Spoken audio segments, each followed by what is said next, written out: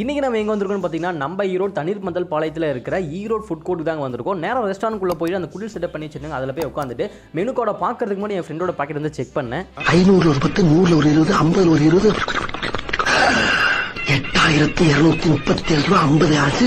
ஒரு புது செல்லு. சரி ஓகே, எனக்கு சண்டே கிடையாது, நம்ம மச்சானோட எண்டே அப்படின்னு சொல்லிட்டு ஆர்டர் பண்ண ஆரம்பித்தோம். 2 அன்லிமிடெட் ஃபுல் மீல்ஸ், அதுக்கப்புறம் 2 பிளேட் வந்து சிக்கன் லாலிபாப்ஸ், அப்புறம் 5 பீஸ் கிறிஸ்பி சிக்கன்ஸ், அதுக்கப்புறம் வந்து 2 பீஸ் வந்து பெரி பிபிக்யூ சிக்கன்ஸ் வந்து ஆர்டர் பண்ணோம். அண்ட் தென் ஃபைனலாக வந்து நம்ம ஊர் கோலி சோடா பன்னீர் ஃப்ளேவர் வந்து ஆர்டர் பண்ணியிருந்தோம். வேறு லெவலில் இருந்துச்சு.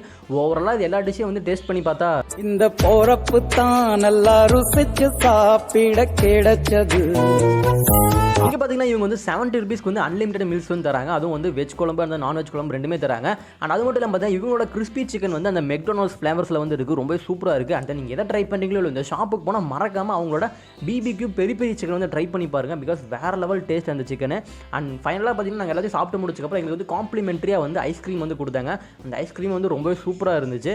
அண்ட் இதெல்லாம் எப்படிங்க அந்த கோலி சோடாவெல்லாம் குடிச்சிட்டு என் ஃப்ரெண்டு சம்மந்தமே நம்ம ஒரு டைலாக் சொன்னா பாருங்க. தனியா போய் கேட்டா அது தகராறு, தண்ணியோட போய் கேட்டா அது வரலாறுல நான் இடம் பிடிக்கிறேன். வரலாற்றில் இடம் பிடிக்கிறதா இருக்கட்டும். சிந்தா ஃபர்ஸ்ட் இந்த ஜூஸை கூட அப்படின்னு சொல்லிட்டு எல்லாத்தையும் சாப்பிட்டு முடிச்சோம். ஓவரால் எல்லாமே சூப்பராக இருக்குது. கண்டிப்பாக ட்ரை பண்ணி பாருங்க. இந்த வீடியோ பிடிச்சதா நம்ம சேனலுக்கு மறக்காமல் சப்ஸ்கிரைப் பண்ணிவிடுங்க.